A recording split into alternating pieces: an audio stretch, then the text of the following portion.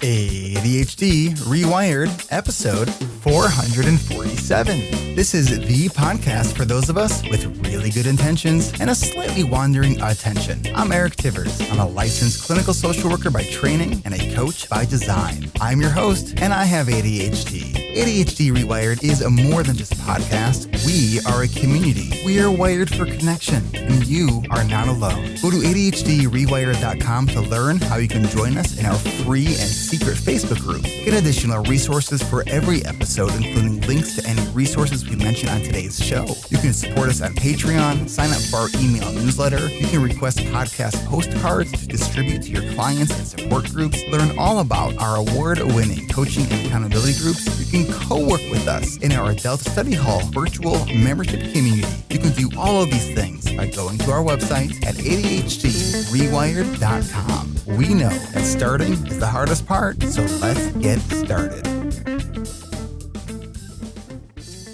Welcome back to another episode of ADHD Rewired. Today's guest is Camille Roney. Camille is a certified academic life coach whose work has appeared in the New York Journal, Quizlet, MD Femme, right? Say that right? Yeah, you nailed it. MD Femme, Motivate MD, and more. She empowers students to start earning high grades while studying less and enjoying the process. Welcome to the podcast. Thank you so much for having me, Eric. So you have ADHD, and your focus has been on helping students kind of do better in school, primarily through helping them understand how they learn. Absolutely. How do you do that? It's such a fun process, and it looks completely different for each and every student based on what courses they're taking, what their big, broader goals are with how they learn different types of content, with their schedule, with the life outside the classroom. It is a fun discovery process, and I like to see it all as this big experiment. And we just get to test things out and find out what really works for them, what serves them best, without sacrificing their sanity in the process. What got you interested in this? Like many of the people, the wonderful guests on your podcast, it was through my own discovery process with ADHD. It's been an incredible journey. And when I first decided to go back to school as a non-traditional student, I had zero experience with what to expect with study skills. I had barely scraped my way through high school and was now jumping into a rather competitive undergraduate program. And I tried doing what I thought everyone else was doing. Like, I would look around the room and see, okay, everyone's taking notes, word for word, whatever's on the lecture slides. Oh, they're using 15 different colored pens. I should do the same. It was awful. I was overstudying around the clock. I like to use the example of I was studying for calculus on the way to the grocery store. My husband's driving the car. I'm sitting in the passenger seat trying to study. And you can only imagine the quality of that study was non-existent. So I got serious about, okay, I didn't come to school because I'm a masochist. I want to enjoy the process. I want to learn content instead of trying to memorize it and then it's in and out, never to be touched on again. So I had to try something different. And that looked very different than what my peers were doing. I became obsessed with learning how to learn. I tested all these different note-taking methods and discovered, wait a second, what if I stopped taking notes? Is that an option? Is that a thing? Can you do that? And you totally can. There's no big law. The study police won't come to your door and arrest you for that, as long as you're doing what does work for you. So what does work for you in terms of taking notes, or what was your replacement? It depends on the content, which is so interesting. So let me give you an example. So for maybe a more science-heavy or process-heavy course, I worked really well drawing out diagrams. That worked really well for me. For maybe more arts type content, I would jot down, type out on my computer the gist of something and a takeaway. Or maybe I would strictly write down the title of the content and how it relates to something else, because I know that's probably going to be a question on the test. And it's this whole discovery process. And then you get, if you want to, which I encourage people to do, whether you're in school or not, or if it's work, get curious about what other factors are playing into it. How much does your sleep contribute to your ability to focus, and like track that stuff? And what I really want to encourage some of your audience to do, those who have a menstrual cycle, once you start tracking this, you'll realize that there's a correlation there as well. So when you're moving in, planning things out, when possible, when can we lighten the load a little bit? When can we front load our studies? Same goes with food. I think that's such an interesting opportunity for more research, as one of your recent guests pointed out to Dr. LeCount, if I recall, how gut health plays into everything. So regardless of the course content, I'm constantly eating in class, and that helps me not only keep the energy levels there, but that's just works well for me. But it forces me, my hands are busy, I'm a slow eater, I'm fully listening to whatever the professor says. Because you can always go back and recheck out the lecture slides, but there's some real nuggets of gold in what they have to say. So that served me really well. Again, it looks so different from one person to the next. So it sounds like what you're really saying is what's most important is to experiment, to kind of set up all these experiments and see kind of how it goes. Absolutely. And the process also introduced me to things that I boggles my mind that we aren't taught in school, how to read a textbook. There is actually strategy there. Should I get curious? I got really into speed reading for a while, and I found that really works well for me for some types of content, but not others. Yeah, just have fun with it. Play with it. Don't take it so seriously. With speed reading, when I was in grad school, I had he was a great professor. So he was a dual degreed. He had his master's in social work and his PhD in education. And I think he was a self-identified kind of like BD kid when he was a kid. I mean, he was not a kid teaching. He was, it was probably his 60s. And when we were looking at reading disorders, he gave an exam that he basically messed with the type font to emulate a reading disorder. Oh, and so cool. I'm like, all right, I'm going to kind of decode. I'm writing it all out. And then I'm looking at my watch. I'm like, okay, at this pace, I am not going to finish this exam. So I need a different strategy. So you ever seen that demonstration of a slide that pops up and there's on one of the words in the slide is repeated on the next line, but your brain kind of filters it out automatically? Yes. Right? So that came to mind, and I was like, okay, so if I kind of skim this really fast, my brain sort of cut out the noise and be able to process it.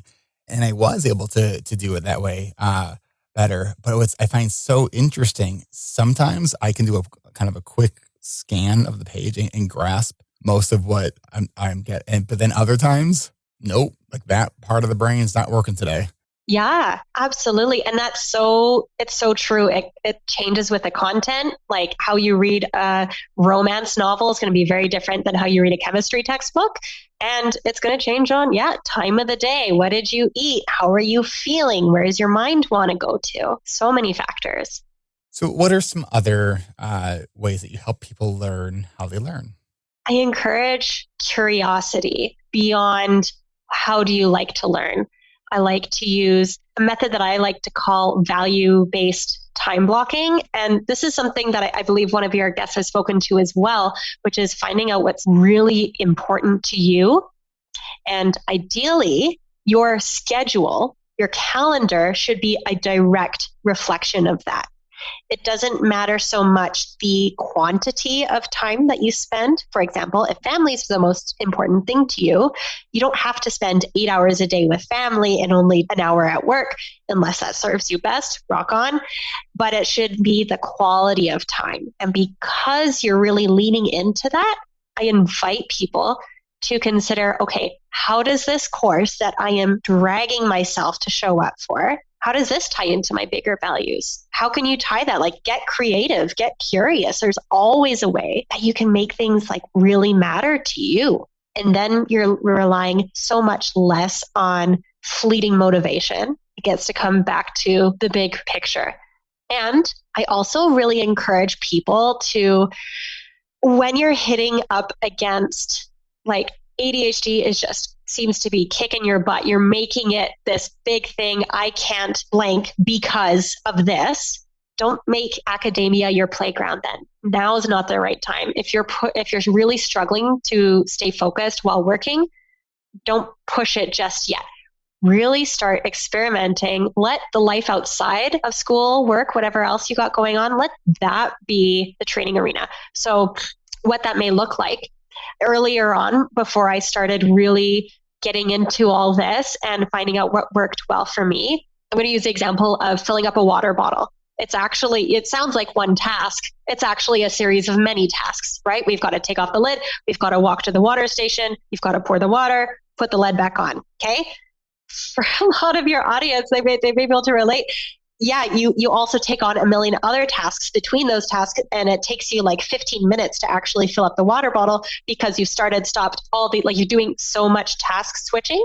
So let's practice. If I'm really wanting to like create a better relationship with how my brain works, let's practice filling up a water bottle before we punish ourselves that we weren't able to stay focused during a 3-hour-long lecture class. Like, be patient with yourself, I guess is how I want to say it.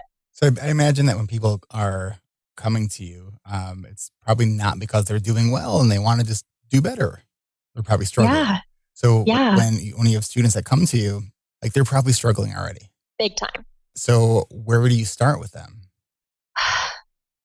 I like to do an assessment of what their external reality is. Okay, so let's see what are your grades? What does your studying techniques look like? Like if I were to have a video camera over you watching you study, what would that look like? What's your schedule look like? And then we address that and we go deeper. Because I can really tell like that you as a question. Instead of asking what do your strategies look like, I love that. If we had a camera watching you study, what would that look like? Yeah, because someone can say, well, I'm taking notes, I'm doing this, but if we had a camera, we would see that, yes, that may be true. Facebook, you're on TikTok. Exactly. Yeah. And you know what? Cell phones aren't always to blame. There's a million other distractions out there, but that's where I say we go deeper.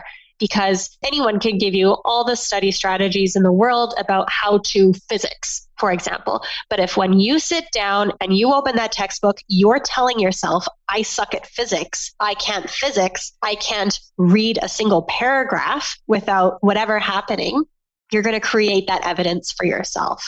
It's this awful cycle that I'm sure we've all found ourselves in at one point or another. So let's address that. It doesn't need to be resolved, but allow yourself to welcome it and get curious. And something that I teach every student who like hasn't had this experience yet, we have like a full lesson and follow-up on how to be bored. What is that? Get curious. What are the physical sensations in your body? How long does it last? What does it look like? Is it bad? That's going to change for everybody. So can you share what's the value of learning how to be bored? Oh, beautiful question. I feel that especially younger generations have been robbed of the opportunity to be bored. Not only are their schedules absurdly full, but they're surrounded by external stimulation, and internal stimulation is so important as well. So it's like you get one at the cost of the other. On one hand, when we get to experience boredom, that's when an artist picks up the paintbrush, when a musician picks up the guitar that's sitting in their dad's office forever, and you get to be creative and play and have fun, because isn't that what life is all about? And we don't make it into this negative experience when you're standing in line waiting for what seems like forever for the lady in front of you to count out exact change, when you are sitting in a class that just doesn't seem to end. It's emotional mastery. It's getting like flexing those cognitive skills where you're really getting to sit with, acknowledge like your own internal experience without judgment. Then you can say, oh, okay, that's boredom. Interesting. And that's a wonderful, safe place to experiment, because we're going to experience the full spectrum of human emotion. And boredom is like the safest one I can imagine. of experimenting with, because when those bigger feelings come up that are more overwhelming, louder, if you've been working that muscle, that cognitive mastery, then you can acknowledge it, let it be, and move on. Oh, we want to keep you entertained, and you can practice boredom after this podcast, but we're going to take a really quick break. And while we take that break, go fill up your water bottle. It's only a couple steps. We will be right back. Support for ADHD Rewired comes from ARC. ARC is ADHD Rewired Coaching. You can learn more at coachingrewired.com. If you are catching this on the day it came out, you may have noticed that we came out a day early this week. Why? Because we just added one last registration event, which we are having tomorrow on Tuesday, September 20th at 2 p.m. Central. That's 10 Pacific, 3 Eastern. And if you are new to the podcast and don't know anything about our coaching groups, what if you could work alongside other adults with ADHD to develop the skills and strategies to reduce your overwhelm and take control of your life? What if you could offer and receive accountability to do your most important things every day? And on those days where the ADHD wins, what if you could have a team who are there to help you figure out what you need to do to get a fresh start tomorrow? Imagine being able to learn and grow in a space where you are able to start letting go of that heavy burden of shame, to encourage others, to be encouraged, and to finally start living the life you truly want to live. What would that be worth to you? I decided to join the group because I'd listened to the podcast for 4 years and I knew I'd wanted to do ARC since I first heard Eric talking about it at the very beginning of the podcast. What I learned is that with the right support, change is possible. And I'm not sure I really believed that for most of my life. Before, I would ask myself, what do I even offer to the world? I was just in a really low place. I didn't know what to expect. It was just absolutely worth it. I've never heard of anyone else struggling the way I feel I do. I really feel this way, that this changed my life. I am most proud of being able to be vulnerable, especially in my masterminds. It's hard for me because I'm not used to people being supportive of me when I'm in a state of like not having achieved something. So that's something that's actually really difficult for me. I'm most proud of how, despite how difficult these 10 weeks have been, not just in terms of work for this program, but many personal stressors, I didn't give up. This community is amazing, and I feel like I found purpose. What I did not expect was coming away with a group of people that I love and respect so much. I never saw that coming. What I've accomplished in 10 weeks, I didn't do it alone. I did it with all of you. I did it with my A team. It's one of the hardest things I've ever done. The results so far for me have been really positive in the sense that I do believe that I can live without fear. If you're thinking about joining this group, do it. If you're stuck and you know you need that extra push to help meet your goals but don't know where to start here. When I think of success, I now think of the bravery that it takes to live a life with our condition unapologetically and with compassion. I think that the default mode that we're made to feel in society is to just feel shame and just feel all of these things that have been attributed to us all our lives. But I think realizing now that there's a lot of courage and bravery in vulnerability and sharing what you're struggling with, and then having the courage to advocate for yourself and just live unapologetically. It just completely changed my outlook. I'm learning to reframe things. I see value in myself. I see where I can succeed. I see where I can have a lot of growth. They just taught me to be compassionate with myself and to say, hey, this is a process. If you're thinking about joining this group, if you think you need this, it's probably time to do it. If you're thinking of joining this group, I would say absolutely do it. 100% you will not regret it. You'll gain such a greater understanding of yourself, and you will find a community just jumping out of their virtual chairs to support you. You get out of this program what you put into it. Be ready to be open, honest, and vulnerable with both yourself and your group. You are only cheating yourself if you don't, and there is a huge potential for growth if you do. If you're thinking of joining this group, just do it. You cannot regret this. You will not regret it. You only have gains. It's hard, but it's so worth it.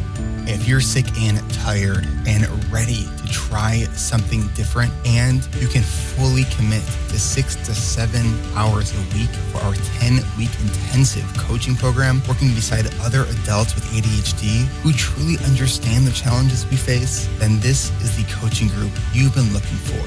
Go to coachingrewired.com to learn more. Sure, we offer tools and ways to help better manage our ADHD, but it's more than just about the tools we have. It's about getting curious, learning to ask for what we need, and having a community of like-wired brains to help us and cheer us on along the way. Because we are wired for connection, and you are not alone. Go to coachingrewired.com to grab one of our remaining spots in our fall coaching groups. We only have a few spots left in sections 1 and 4. So if you are ready to go from listening to ADHD Rewired to getting your ADHD Rewired, go to coachingrewired.com to add your name to our fall interest list. That's coachingrewired.com. This will be our last event because orientation for our fall group starts September 29th and 30th. There's more information on the website, but be sure to add your name to the interest list so we can send you what you need to do to join us. That's coachingrewired.com. One more time, that's coachingrewired.com.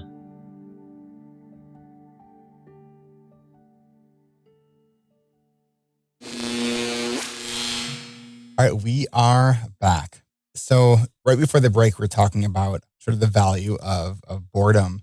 And this sort of brings up the idea of the importance of knowing the why and looking at things like our default mode network, where our mind goes into mind wandering, which all of our brains need to be able to do, right?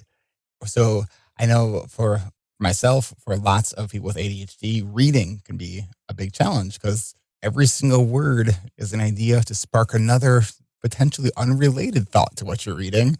And usually those thoughts don't get suppressed so well when you have ADHD. And so, you get through reading whatever it is you're reading and you write all the words, except you didn't comprehend any of them because you were thinking about like 10 other things. Yeah. So how do you help students who are struggling with actually staying attentive to what they're reading? Beautiful question.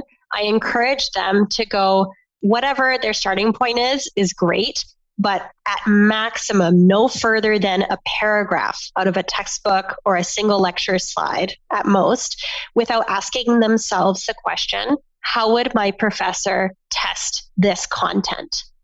How can this be applied to life? And that encourages that curiosity. You're allowing yourself the opportunity to let your mind wander a bit, but you're doing so by getting really creative with the course content. You're looking at it kind of funny and saying, okay, well, I can't really think of a way that I can apply this random calculus formula to things other than maybe I can brag about it later on and, around the dinner table.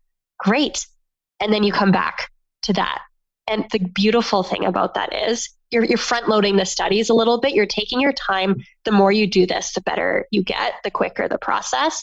There's less cramming before the test. So it allows a lot more flexibility, freedom. I also encourage students to schedule in nothing time.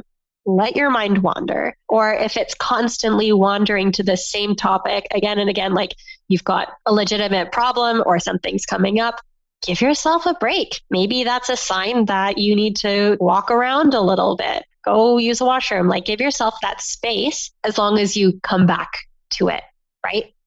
I know one of the strategies that I learned for when I'm reading is I'll either write like a single word next to each paragraph, like kind of like what's like the main idea word. So when I'm coming back, like kind of scrolling back through that text, it's something to quickly jog my memory, or to draw a little picture of something that represents what I just read. Yes. Yeah. That's a beautiful one as well. Yeah. I like that. And, so I know that a lot of these strategies might be sort of non-traditional, but, so much of this was so much trial and error and a lot of error. But, it's, you got to keep trying. I am definitely a firm believer in like, even if there's certain areas of your brain that maybe feel they're not as strong, or maybe there's even a learning disability in a certain area, I think that everything is learnable through the right approach. Absolutely. And I would strongly encourage those with ADHD, if your school has one, you might have to do a little bit of digging. If your school has a treadmill desk, those things are amazing to study on. I've yet to find a student whose productivity does not increase while moving their body that way while reading. I want to encourage your audience too. If your school, place of employment doesn't have options for you, support for you in those ways, it's okay to self-advocate. You're not complaining by bringing up, hey, I have this. I'm sure a lot of other students do. We could all benefit from this, and make it their problem like that. Not problem to be solved, but that's their job. It's in their best interest to support their students. So self-advocate. All right. So let's say someone's ready to self-advocate, and maybe they're a younger college student, and maybe they had an IEP in high school, where unfortunately a lot of IEPs are things that are sort of done for the students versus like actually helping the students learn what they need and helping them learn to ask for what they need. Is how I think that, especially in high school, I think that's how it would be most advantageous for them to go. So sometimes people don't even know what to ask for. It's like they think that, let me just tell the professor that I have ADHD and hope that they know what to do, which they won't. No. So what do you do? You don't go to, your time is best going straight to your, go to the student support staff at your school. If there's not one, go to the student union, because they'll be able to point you to the correct individual staff or faculty member. And that's these individuals' full-time job, is making sure that students have the support that they need. They're the ones with the resources. They're the ones with the time. They're the people you want to talk to. And if you can't find that listed, like in the staff directory, go to the front desk at your student support office and let them know what you want to talk to someone about, and they'll direct you. I imagine, since you work with students with ADHD, you maybe have had a couple students who have wanted to change their major a couple times. What makes you say that? Yes, of course. So, unless someone has sort of unlimited resources, where they could just be a college student for life, which kind of sounds fun to a degree. Yes. That's expensive. So when someone's like, I'm struggling, maybe I'm in the wrong major, how do you help them determine if it's the wrong major, or do they need to develop study skills? Such a good question. And you're right. It is one that I get often. I have a few kind of filtering questions. One is, what is this really about? Because it genuinely may be, I'm not sure if I'm in the right major. Great. Let's tackle that. Is this because you just received the worst grade on your midterm ever and you're freaking out? Is this because, you've got friendship, relationship stuff going on? Let's address whatever internal stuff is going on. Is this a financing issue? Is this something you just heard about on the way to school and you were like, I didn't even know this realm existed. I want to do this. I want to change my life now. Let's make it happen. Let's address that. Also, we like to discuss, your GPA is totally flexible. It's not written in stone. If this is about grades and you've got big goals that C's gets degrees just isn't going to get you to those big goals, then we need to tackle that. Is there a way that we can accomplish that end goal of boosting your grades, your overall GPA, by tweaking things a little bit, by wiggling around your course load? Is this a study skills issue? Something that I see a lot is students who have decided they're going to go down a competitive field like pre-med or pre-law, something where the grades play a significant, tremendous factor in whether they get accepted or not. Then it's time to consider, okay, you can take all the science classes, you can retake the same class over and over and over again, but if you don't change the study skills, that's not going to change. Those numbers aren't going to shift. So let's address that. And based on how long we've been working together and what we know works for them, we can approach that. But I want to remind people, there is nothing wrong with changing your mind. You can do so 100, 1,000 times over again. You just get to pay for it eventually. So let's talk about writing papers. One of the, for probably a lot of our listeners, maybe the most dreaded part of being a student. What are the things that you do to help college students with writing? Well, first I'd ask them, is it really that big of a deal? Or are you making it into a big deal? If you're telling yourself that you hate writing papers, you're going to create the evidence and you're probably not going to do a very good job at it. Again, if you can convince yourself that this is somehow aligned to your values, your big picture, then fantastic. You can also choose to tap into an alter ego. So you can say, okay, this present version of myself really doesn't want to do this, is like procrastinating to the max, but I'm going to switch into my alter ego. I'm not sure if you're familiar with that exercise. That version of myself, they rock it and they get it done fast. Like, for the next 15 minutes, I'm going to be that version of myself. Actually, I'm going to let that version take over and they're going to rock this for the next 15 minutes, 10 minutes, 5 minutes, whatever it is. And then I'm going to give myself a break and allow yourself that flexibility. I always encourage, as much as possible, always front load your studies. Get as much done when you're in the zone, when you're in the groove earlier on, when the pressure is not there. Because a lot of people tell themselves that they work best under pressure. That's all internal. You can tell yourself that the deadline is your deadline for this assignment is tomorrow, even though it's not actually due for a while. One of the most helpful things that I don't remember where I heard this from, but the idea that your due date and your done date should be different dates. Yes, absolutely. And you're allowed to ask for feedback before you send things in. Worst thing any TA or professor can say is no. A lot of the times they will say, yeah, can you address this topic? Let's go to the student writing center. Let them have a peek over. Give yourself that time, that space. I know for me, when I was both in undergrad and grad school, one of the things that I think was probably one of my most successful strategies for in self-advocacy, because, with ADHD, if we are really interested in something, our brain lights up. If we don't see the point of this thing, it's like torture, right? Mm-hmm. Mm-hmm. So any paper that I had to do, if I wasn't that interested in it, I would meet with the professor and ask if I can take this sort of a different angle or a different approach to the paper. And I never had a professor say no. Love it. Yes.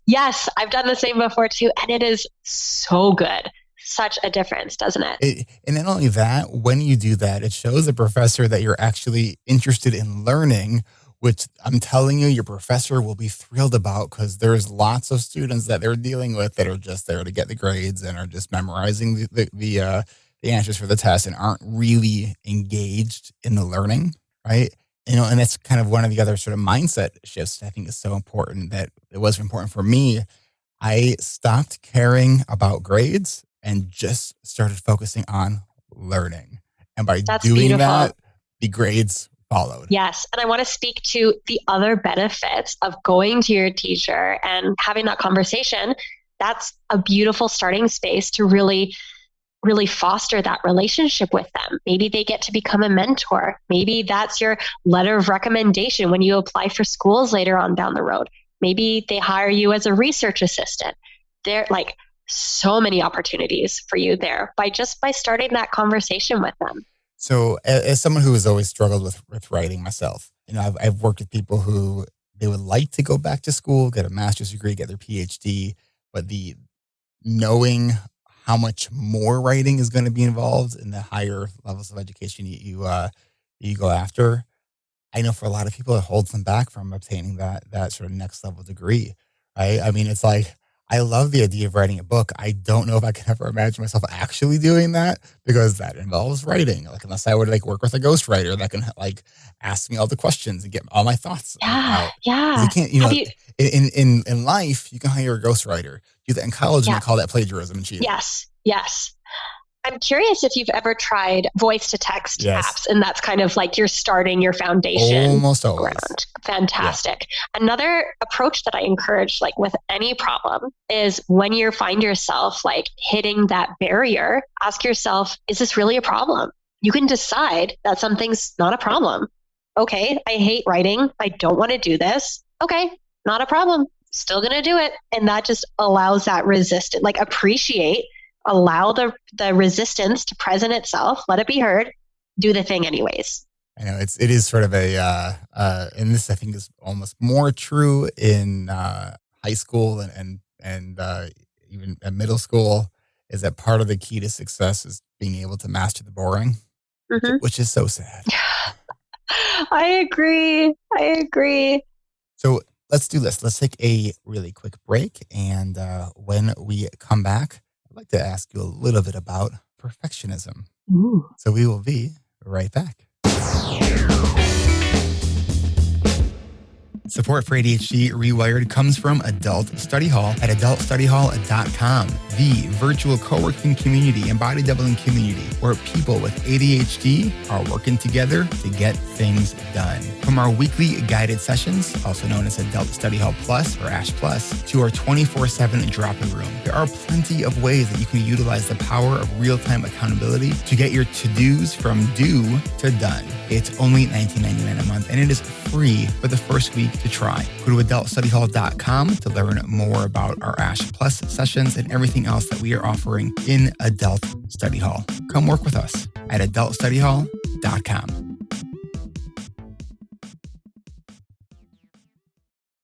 Support for ADHD Rewired comes from our Patreon community. If you want to support the show and grab some extra perks, then consider becoming a patron by going to adhdrewired.com/Patreon. I want to welcome our newest patrons. We had Monica I, Jordan D, and Julie H. Thank you so much for supporting this podcast. Perks start at just $5 a month, where you can get ad-free episodes of this show in our patron-only podcast feed. Then at $25 a month, you can join me, our patron-only monthly coaching call that we do every fourth Tuesday of the month, with the exception of this month because I have my son's IEP at that time. So we're going to do it this month on that Thursday, September 29th at 1 p.m. Pacific, 4 Eastern. So for current patrons and future patrons at the $20 a month level, make a note. We'll be doing it on Thursday, September 29th at 1 p.m. Pacific, 4 Eastern. At $10 a month, you can get audio recordings of our monthly coaching call and our ad-free episodes in your very own private podcast feed, which you set up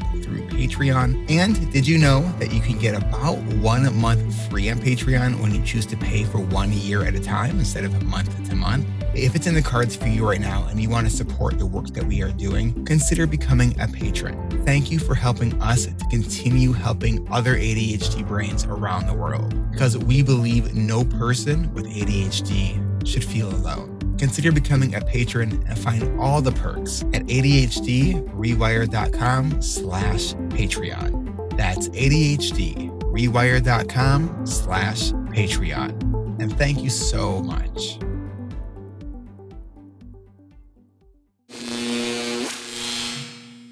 All right, we are back. So right before the break, I said I wanted to talk to you a little bit about perfectionism. So my perfectionism was birthed after I was at the very beginning of my sophomore year of college. I was just diagnosed with ADHD because I almost failed out my freshman year. And I, for the first time in my life, was starting to get A's and B's. That first semester on Adderall, after I got diagnosed, things started clicking. But my main strategy outside of it, maybe with the help of Adderall, was brute force and profoundly long study hours. Yeah. So I showed myself I could be successful. It just takes working an unhealthy amount of hours, right? Like staying in the library even when they're trying to lock it up.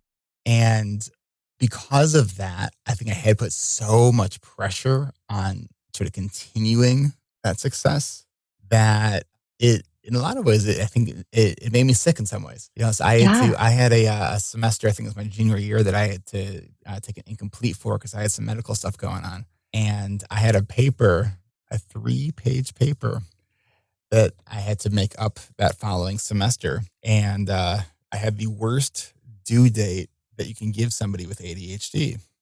You know what that would be? The end of a semester? Whenever you get to it.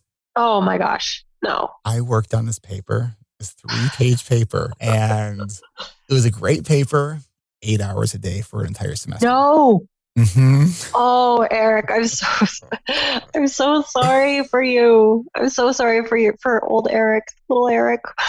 And those old sort of stories still, they still show up for me, right? About writing. Like it's because it's like, Yeah, I mean, that was traumatic. It was truly traumatic. Yeah, I believe it. Absolutely. Like when I had to write my dissertation for grad school, like I still can't believe I actually finished it, because it was like the longest thing I ever have written ever, right? And I was starting to develop more of the strategies then. But like when writing is challenging and there's some dysgraphia going on where it's like hard to organize your thoughts. And I know for me, one of the challenges was, I'd be writing out, half a sentence, but my brain was 5 sentences ahead. And while I'm 5 sentences ahead, I forgot the second half of the sentence that I was currently writing. Yeah. And this still happens to me. Yeah. So what do you do? First, acknowledge what's present.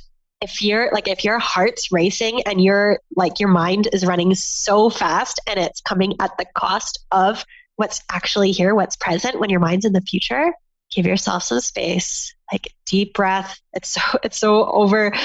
I feel like everyone just writes that statement off, take a deep breath, but really take a deep breath.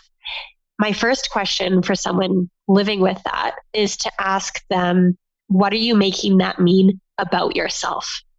And for you, someone in your shoes specifically, when you've got that support of Adderall, if you were to get a D or a C or an F while on the Adderall, what would you be making that mean about you?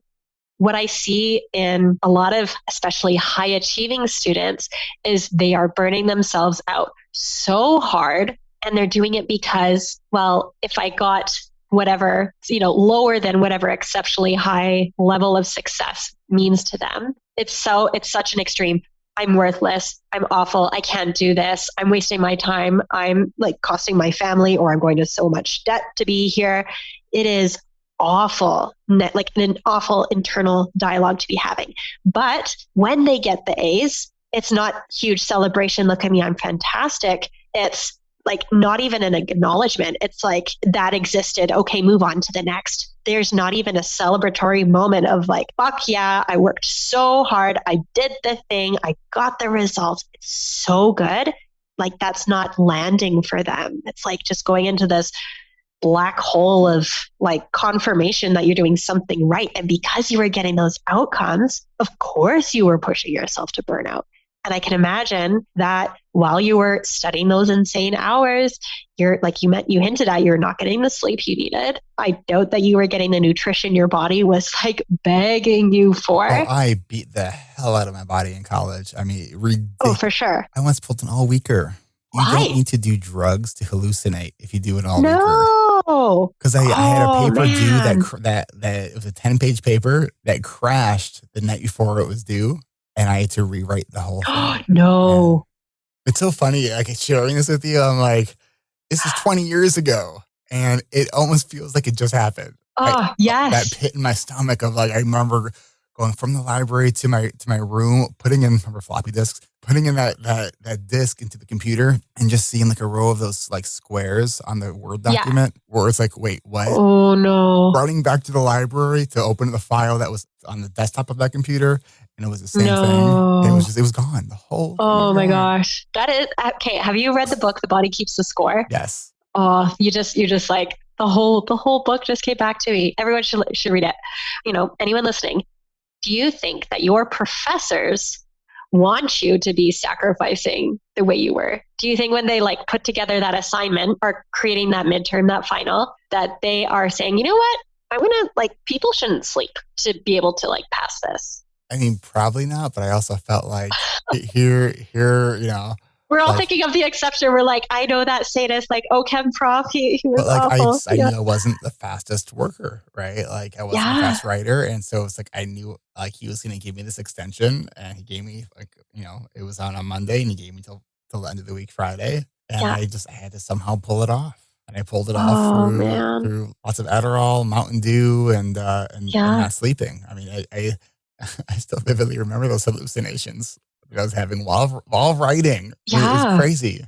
So why would you like writing now? With that experience, why would you? Let's appreciate that. If anyone else was telling you that experience and they were oh, I don't like writing.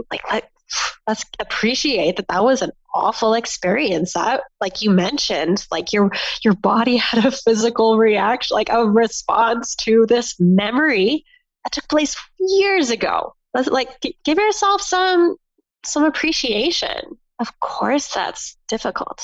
In my coaching groups, one of the first things we talk about is we sort of explore our history of success. Oh, yes. And one of the things that I shared in my group was, so in grad school, I finished with a 4.0. And at the time, amazing. That was like, wow, a huge accomplishment. I now sort of in hindsight, I look back at that. And I think because of what it took for me to get that 4.0, I view that as less of a success now than I did then. Because I was sleeping 2 hours a night. Like I literally was trying to read everything. I love that perspective for you. And that shows how your values have transitioned. It shows you care about you now. Thank goodness. Thank goodness. Oh, it's when we realize that, wait, our self-worth isn't determined by how much we get done. Yeah. It's like, what? Nothing. What? Yeah. It has nothing to do with that. Zero correlation.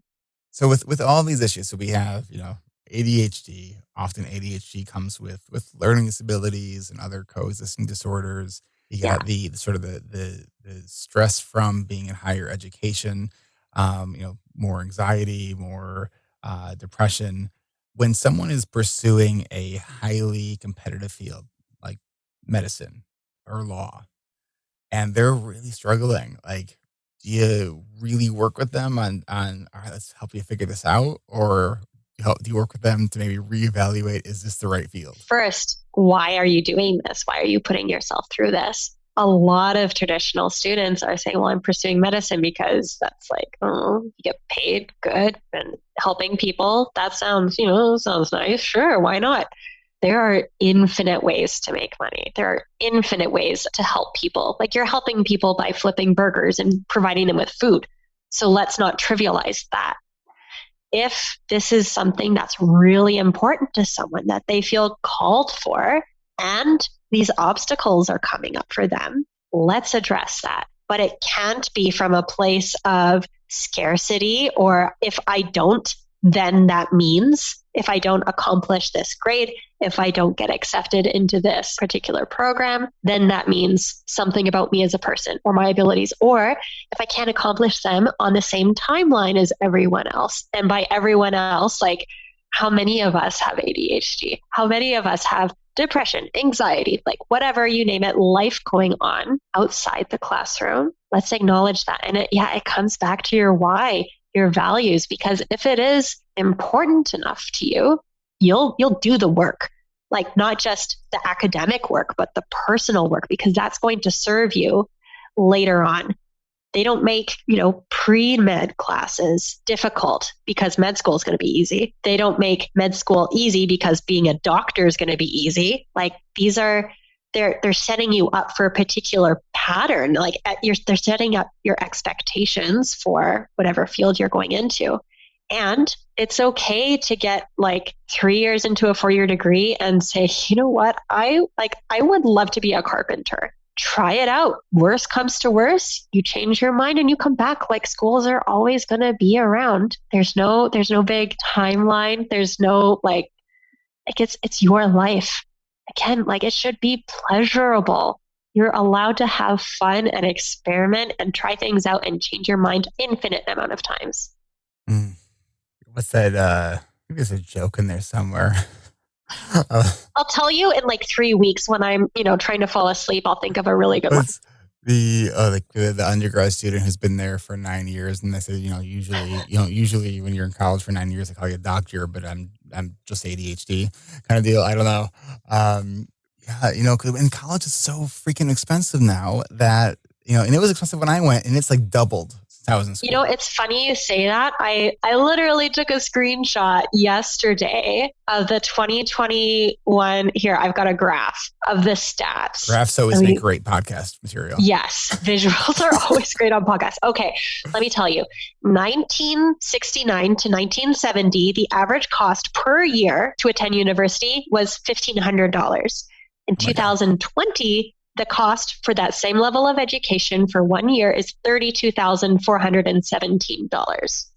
Who can afford to experiment? with that much time. So you can't, like, it's not even a matter of experiment, or like, it's okay to pause academia because it's okay to pause academia. It's okay to pause academia so you can earn a bit more money, get some more experience, and then come back with like, I know my direction now. I know my goals. I know not only what I need to study, I know who I need to talk to once I'm there. I know the support team. And then you get the better results, as opposed to, like, I remember my husband started off in university with like general studies. And I was thinking, like, does that even exist anymore? Can you do that? Can you go without a direction? Yet not saying that everyone who takes it doesn't have direction, but it's different. It's a different world. And it's unfortunate, like, for better or for worse, in my opinion, it's unfortunate that academia has become so competitive that C's get degrees isn't enough if you want more beyond the 4-year degree. Although it does probably depend on the field though, right? I can think of a few exceptions, but like even in law school, I'm hearing now that when you finished law school, firms want to see your grades from undergrad. They want to see your grades, your transcripts from the law school itself. Like, it's being good, being smart, whatever that means, just doesn't seem to be enough for a lot of industries, which is unfortunate because they're missing out on some like spectacular people. You know, and then if the academic stuff doesn't work out, there's always entrepreneurship, where you get to make up your own rules and figure out your own, you know, the problem that you want to solve to help people with, and you can do it your own way. Not to mention everything else. There's so many possibilities out there. It's okay to experiment. It's okay to pause. Enjoy the experience. Camille Roney, how can people reach you if they want to work with you? Because they think that you might be able to help them feel less tortured in school. Fantastic question. They can find me. My website is nontradaccelerator.com, and they can find me on Instagram. My handle is The Learning Mom. The Learning Mom. All right. We'll get links to that on our show notes. Thank you so much, Camille. This was an excellent learning experience. I appreciate it. Thank you. I'm so glad. Thank you, Eric. This is Eric Tivers. Thank you for listening, and congratulations for making it to the end. ADHD Rewired is more than just a podcast. We are a community focused on learning, growing, and connection. The website is ADHDrewired.com. You can find time-stamped summaries and additional resources for each episode. Apply to join our free and secret Facebook community. Learn more about our award-winning intensive online video-based coaching and accountability groups. Join the Adult Study Hall virtual co-working membership community. Find all the other podcasts on the ADHD Rewired Podcast Network. Sign up for my email newsletter to get exclusive content that you won't hear anywhere else. And use the search tool to find episodes on specific topics. You can do all of this at ADHDrewired.com. While you're there, click on the Patreon button. If you are a regular listener, consider making a monthly contribution by becoming a patron. If you are able to financially support my work, it would mean a lot. This show is free to you, the listener, but it's not free to produce. Plus, patrons get cool perks like ad-free episodes and access to recordings of coaching calls, and $25 a month patrons can join me once a month for a group coaching call. You can follow me on Twitter at Eric Tivers. You can like our Facebook page at facebook.com/ADHD Rewired. If you're a coach, therapist, or related professional, connect with me on LinkedIn at linkedin.com/Eric Tivers. Subscribe to ADHD Rewired on YouTube to see selective interviews and other videos I've made. Podcasts change lives. You can make a difference in someone's life by spreading the word about this podcast. Mention it in your online communities on Facebook, Twitter, Reddit, or wherever you hang out online. And be sure to share it with your friends, family, your therapists, your coaches, doctors, siblings, parents. And if you, your coach, therapist, doctor, or ADHD support group leader would like a pack of podcast postcards to hand out, you can request those at the website, ADHDrewired.com. If you are a member of CHAD, ADA, or any other ADHD support group, please be sure to tell them about this show and all the shows on the ADHD Rewired Podcast Network. You can even show them how to download it on their phone. And if you really loved this particular episode, please hit share on your podcast player. I'm only one person, and I do count on you to help spread this message. One of the biggest things that you can do to support this podcast and help other people discover it is to leave an honest rating and review on Apple Podcasts or any other app that supports reviews. And don't forget to hit subscribe so new episodes are automatically pushed to your favorite podcast app. Looking for more ways to listen and learn? Get a free audiobook and a 30-day free trial at Audible by going to audibletrial.com/ADHD Rewired. Here is my list of must-listen-to audiobooks updated July 2021. Nonviolent Communication by Marshall Rosenberg. Attached by Amir Levin and Rachel Heller. Atomic Habits by James Clear. The 5 Dysfunctions of a Team by Patrick Lencioni. Crucial Conversations by Carrie Patterson. The Coaching Habit by Michael Stainer. The Body Keeps Score by Bessel van der Kolk. Rest by Alex Sujong Kim Pang. The 5-Second Rule by Mel Robbins. Make It Stick. The Science of Successful Learning by Peter Brown. The Productivity Project by Chris Bailey. Meditation for Fidgety Skeptics by Dan Harris. Change Your Questions, Change Your Life by Marilee G. Adams. I always recommend to my coaches and admin that they read that book. The One Thing by Gary Keller, a required reading for all of our coaching group members. Procrastinate on Purpose by Rory Baden. The 4 Tendencies by Gretchen Rubin. The Art of Asking by Amanda Palmer. And if you're looking for something a little bit more magical, I have fallen in love with the Harry Potter series, and the narrator, Jim Dale, is amazing. And of course, if you haven't yet boarded the Brene Brown bus, all of her stuff is great, starting with Gifts of Imperfection, Daring Greatly, Rising Strong, and The Power of Vulnerability. And if you're an entrepreneur or leader, be sure to check out her book, Dare to Lead. Do you have something that you would like to share? Click on the podcast tab at ADHD Rewired. Click the button to be a guest at the top of the page and schedule a 15-minute interview. This is Eric Tivers, reminding you to keep learning, growing, and connecting. Self-care is not selfish. No matter what you get done or don't get done, you are still enough. And no matter how hard it feels, we can do hard things. And we don't need to do them in the hardest way possible. Thanks for listening. I'll catch you next week.